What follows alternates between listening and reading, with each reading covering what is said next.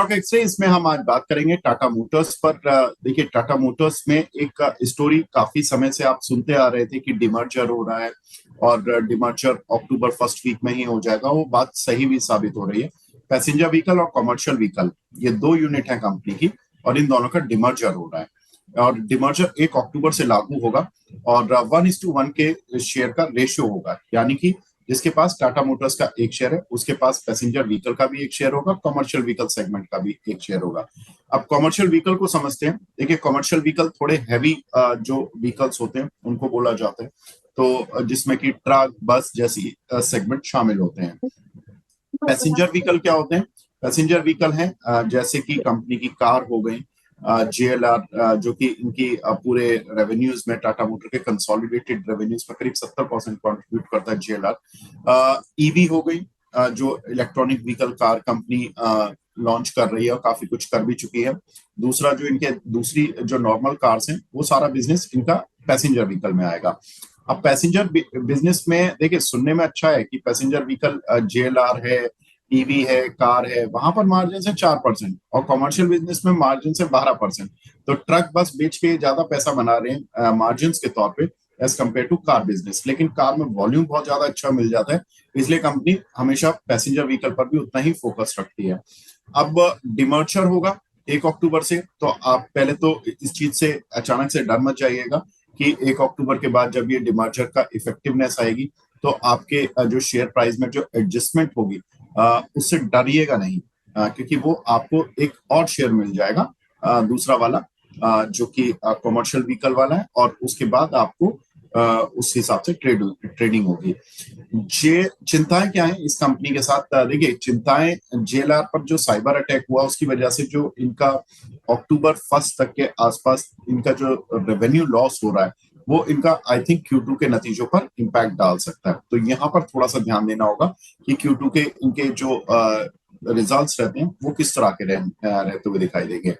MOSL कह रही है कि इनकी जो वैल्यूएशन है उसके जो एस्टिमेट्स हैं वो कुछ इस तरह के कि FY 26-27 में इनकी अनुमानित EPS, यानी कि इस फाइनेंशियल ईयर में जो अनुमानित EPS है वो करीब 46 रुपीज की है और नेक्स्ट ईयर करीब 52 की हो जाएगी। हालांकि इसमें JLR पर जो साइबर अटैक हुआ है अभी उसकी जो इम्पैक्ट है वो डिस्काउंटेड नहीं है, तो हो सकता है कि उसकी वजह से थोड़ा सा EPS डाउनग्रेड हो इस फाइनेंशियल ईयर के लिए।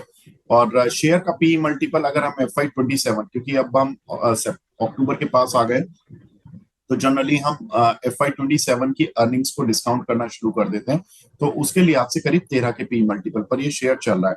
अंशुल भाई, देखिए, एक चीज है कि buy on rumour sell on news, तो ये कॉन्सेप्ट रहता है मार्केट में, लेकिन जब बाय ऑन रूमर चला ही ना हो शेयर, तो सेल ऑन न्यूज तो नहीं, मतलब सेल ऑन न्यूज का खतरा अभी भी है, या ये काउंटर यहां से चल पाएगा? ये बाय ऑन न्यूज तो नहीं बन जाएगा? सर, ये most likely buy on news ही बनेगा, या नहीं भी बना तो कुछ समय बाद अपने स्तर से चल जाएगा, क्योंकि डाउनसाइड स्टॉक में डन है। अपसाइड आ जानी चाहिए थी, लेकिन आप ही ने लास्ट टाइम जब स्टॉक एक्सरे किया था या ऑफ द रिकॉर्ड हम जब बात कर रहे थे, तब आप ही ने बताया था कि सेकंड क्वार्टर मैनेजमेंट खुद ही बुलिश नहीं है। तो जब मैनेजमेंट खुद ही बुलिश नहीं है तो मार्केट क्यों बुलिश होगा? तो थर्ड क्वार्टर के जब रिजल्ट आना स्टार्ट होंगे तब स्टॉक में कुछ कुछ तेजी डेवलप होना स्टार्ट होगी। तो डाउन साइड डन है।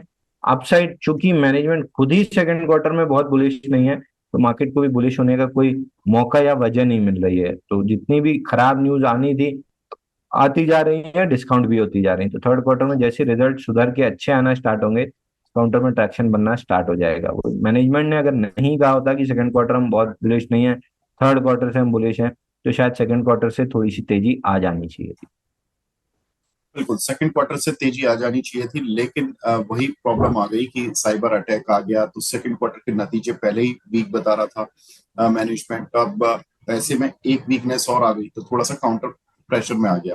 लेकिन ये जो डिमार्चर है इसकी वजह से कोई सिनर्जी, अंशुल भाई, अगर सिनर्जी बनती है because of demerger, because of Q2 में, अगर देखिए, अब स्ट्रीट ने खराब तो सब कुछ सुन लिया शेयर के बारे में, और ये भी सुन लिया कि रिजल्ट खराब आएंगे Q2 के, और ट्रिगर भी मिल गया कि JLR के जो साइबर अटैक हुआ है। ऐसे में खराब खबरों को सुनने के बाद अगर बाउंस बैक आता है, मान लीजिए कुछ पॉजिटिव सरप्राइज मिलता है, तो डिमर्जर वाला तो ये न्यूज आ गई, लेकिन पॉजिटिव सरप्राइज रिजल्ट्स में मिलता है, तो काउंटर जा कहां तक सकता है फिर ऊपर? सर, लेवल बता दीजिए। तो देखिए अपसाइड तो हमको कम से कम 810 रुपए की लग रही है, लेकिन एडजस्टेड होने के बाद ये दो मतलब दो शेयर में बदलने के बाद किसका कितना कैसा आएगा, ये तो जब नए हाँ चार्ट आएंगे तब पता चलेगा। लेकिन हाँ, आपके पास कोई चीज नहीं बदलेगी, आपके पास एक की जगह दो शेयर हो जाएंगे, तो दोनों को क्लब करके देखना स्टार्ट कीजिए। अगर दोनों की वैल्यू मिला के 810 रुपए हुई है, मतलब हमारा टारगेट अचीव हो गया, एक बार प्रॉफिट बुक करना चाहिए। ठीक है। और नीचे में अभी कहाँ तक जा सकता है अगर ये थोड़ा खराब रहे रिजल्ट? सर इतनी सब खराब न्यूज के बाद भी 850 तोड़ने 650 तोड़ने अगर स्टॉक तैयार नहीं है, तो फिर 608 का सपोर्ट मेरे को नहीं लगता कि कहीं से भी टेस्ट होगा।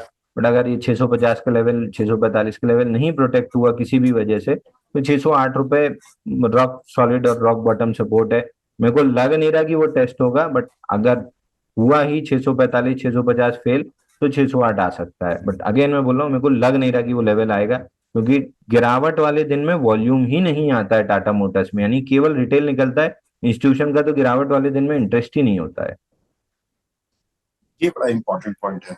मोरल ऑफ द स्टोरी यही है कि अगर सेलिंग आ भी रही है तो वो बड़े वॉल्यूम के साथ नहीं आ रही है, और अगर सेलिंग बड़े इन्वेस्टर नहीं बेच रहे हैं और केवल ये काउंटर छोटे मोटे वॉल्यूम से गिर रहा है, दैट मीन्स कि जब तेज चलेगा तो इंस्टीट्यूशन तो साथ हैं, तो उस समय ये देखना बड़ा इंटरेस्टिंग होगा। और अगर गिरा किसी वजह से, मान लीजिए कभी इंस्टीट्यूशंस को लगा कि हाँ बेचना है, तो फिर वो भी बड़ा इंटरेस्टिंग प्ले होगा। तो ये दोनों ही प्ले इंटरेस्टिंग है। लेकिन अभी फिलहाल में अंशु जी ने स्टॉप लॉस दे दिया 650 के करीब, क्योंकि 650 का एक सपोर्ट है, माफ कीजिएगा सपोर्ट बताया उन्होंने। और जो ऊपर में है 810 का टारगेट ऑलमोस्ट, ये क्लब करके आप देख लीजिएगा। अंशुल जी आप हमारे साथ जुड़े, सर बहुत बहुत शुक्रिया हमसे जुड़ने के लिए, अपना कीमती समय देने के लिए। Thank you so much.